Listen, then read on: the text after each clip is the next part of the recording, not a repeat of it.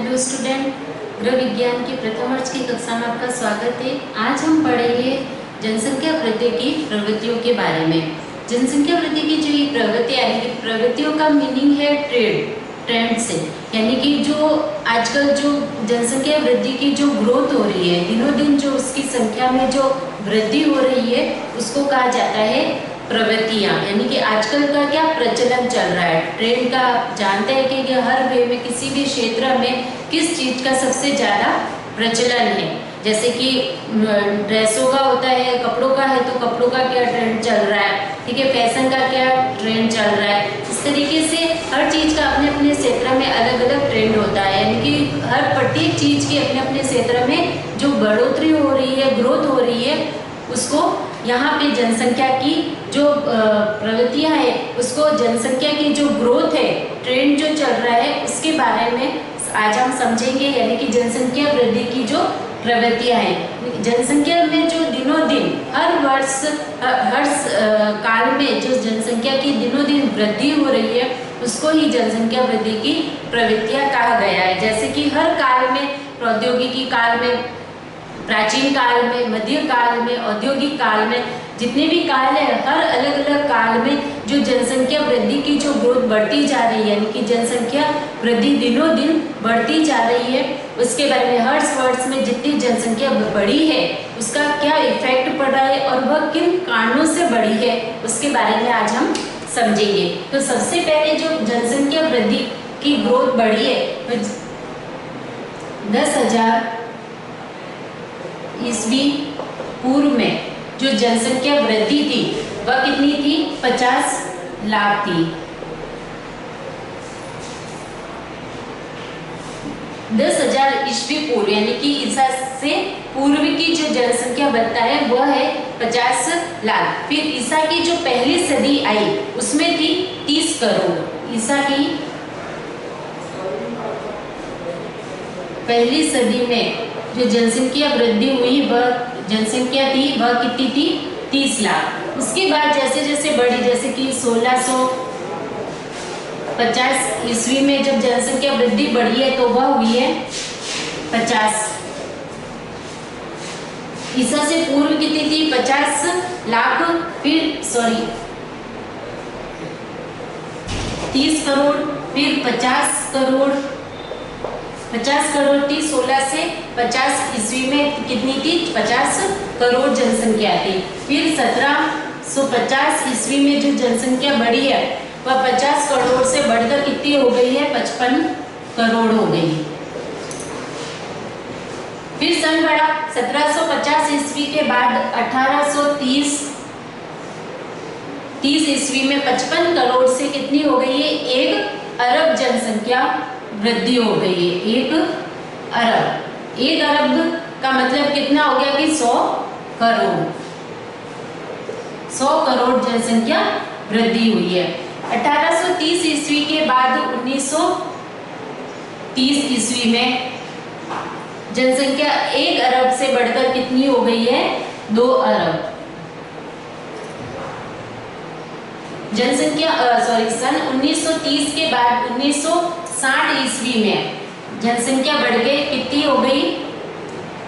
3 अरब। 1960 ईस्वी से जनसंख्या 1975 सन 1975 में जो जनसंख्या है वह 4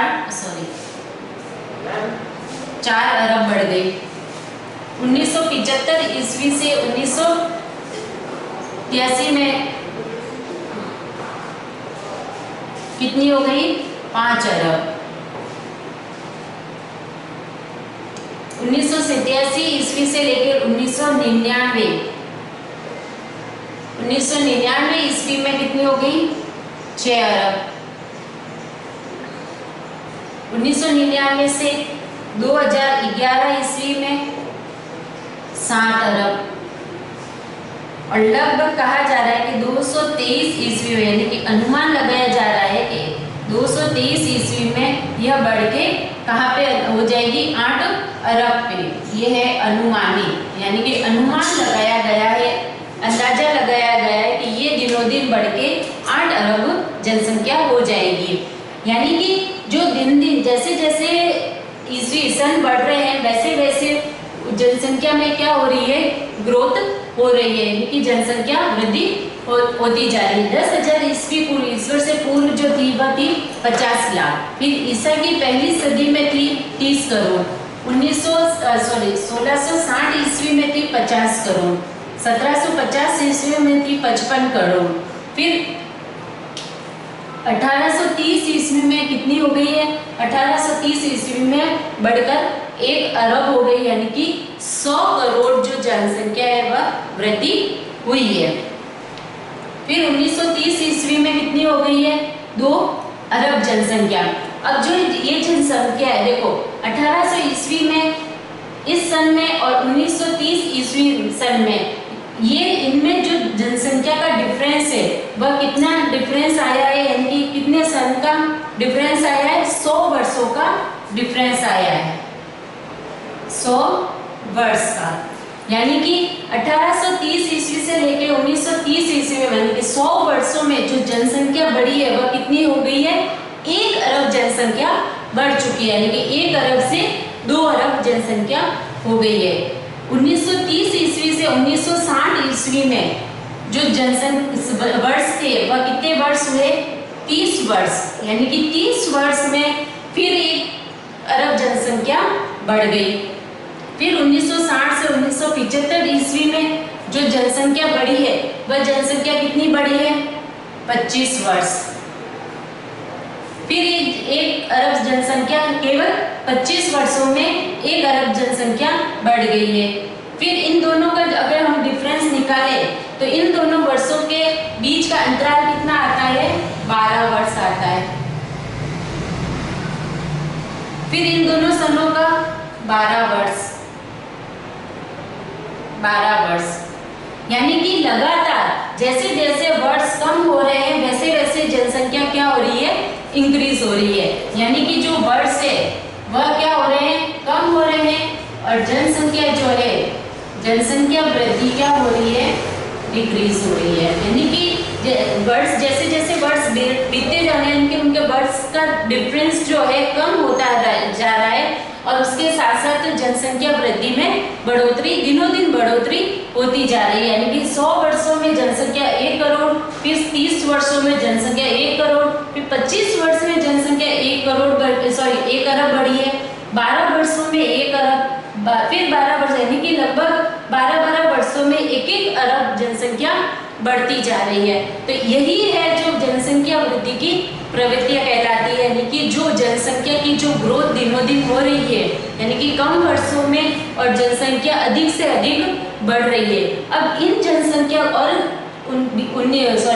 2023 ईस्वी में ये अनुमानित किया जा रहा है कि अनुमान लगाया जा रहा है कि जो जनसंख्या वृद्धि है वह बढ़कर 8 अरब तक हो सकती है।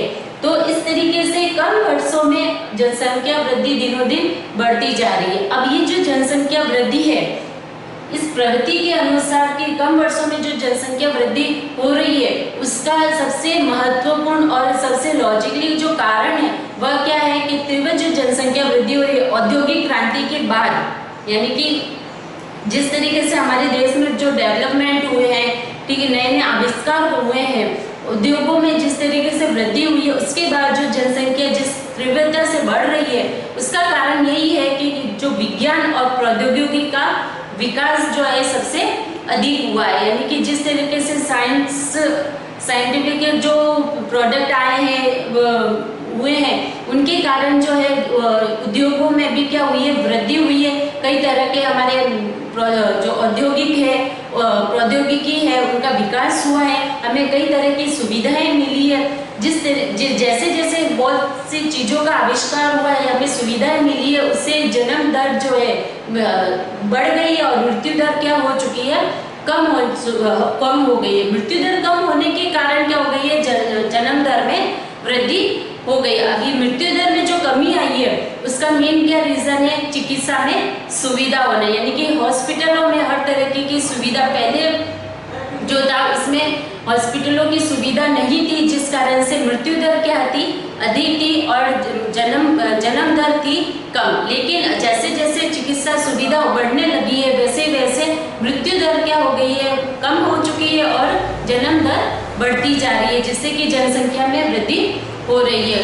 महामारी से बचने के लिए आप जानते हैं कि बहुत सी महामारियाँ हो रही है, उन सभी महामारियों से बचने के लिए कई टीकाकरण किए जा रहे हैं, कई तरह की दवाइयाँ बनाई जा रही है, जिससे कि वो बीमारी आने से पहले ही उनको रोक दी जाती है, उनका इलाज कर दिया जाता है, जिससे कि मृत्यु दर कम हो जाए।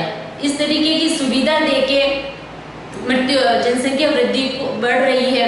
स्वच्छता का प्रसार किया जा रहा है, सब जगह स्वच्छता यानी कि साफ सफाई का बहुत ध्यान रखा जाता है। उद्योगों और कृषि में नई नई टेक्नोलॉजी का निर्माण किया गया है, जिससे कि उत्पादन जो वृद्धि है वह अत्यधिक हो सके, यानी कि खान पान का है, सब तरीके से ध्यान रखा जाता है। नई नई टेक्नोलॉजी का निर्माण हुआ है, जिससे कि यानी कि कुल मिला के हमें जो भी कई तरह की जो सुविधाएं मिल रही है, टेक्नोलॉजी के हिसाब से है, उद्योग साइंस के हिसाब से बहुत से टेक्नोलॉजी का निर्माण हुआ है, नहीं जिससे कि हमको बहुत तरह की सुविधाएं मिल रही है। तो इन सारी सुविधाओं को, इन सारी टीकाकरण से है, टैबलेट से, दवाइयों से है और सुविधाओं से है, इन सारी चीज़ों से क्या हो रही है, जन्म दर कम हो रही है और जन्म दर बढ़ रही है और मृत्यु दर कम हो रही है, जिसके कारण की जो जनसंख्या वृद्धि है वह क्या हो रही है, दिनों दिन बढ़ती जा रही है, जिससे कि जनसंख्या में दिनों दिन बढ़ने के कारण जो आबादी के जो क्षेत्र हैं वह क्या हो रहे हैं, कम होते जा रहे हैं और आबादी जो है वह बढ़ती जा रही है।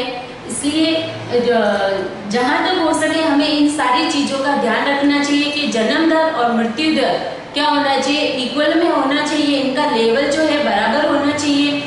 यदि ऐसे दिन दिन बढ़ती गई, जनसंख्या वृद्धि होती गई तो धरती में रहने की समस्याएं बढ़ जाएगी, बेरोजगारी जो है वह अत्यधिक होने लगेगी, यानी कि उसमें भी वृद्धि होने लगेगी, जिससे कि लोग आपस में ही लड़ने लगेंगे, एक दूसरे को मारने लगेंगे, अत्याचार है वह बढ़ने लगेगा देश में। तो इस तरीके से ये सारी जो असुविधाएं जो हो रही है उससे हमको गुजरना पड़ सकता है। तो इसलिए इन सारी चीज़ों को रोकने के लिए हमें इनके कारणों पर हमें फोकस करना पड़ेगा, ध्यान देना पड़ेगा, ताकि इन सारी चीज़ों को, इन समस्याओं को हम समय पर रोक सकें और मृत्यु दर और जन्म दर को बराबर लेवल में चला सके। तो इस चीज का ध्यान रखना जरूरी है, जनसंख्या वृद्धि को समझना और उसको जहां तक हो सके हम उसके कारणों को समझकर उसको रोक सके। तो ये आज का जनसंख्या वृद्धि की प्रवृत्तियों के बारे में। अगला टॉपिक हम नेक्स्ट क्लास में करेंगे। आज के लिए इतना ही, धन्यवाद।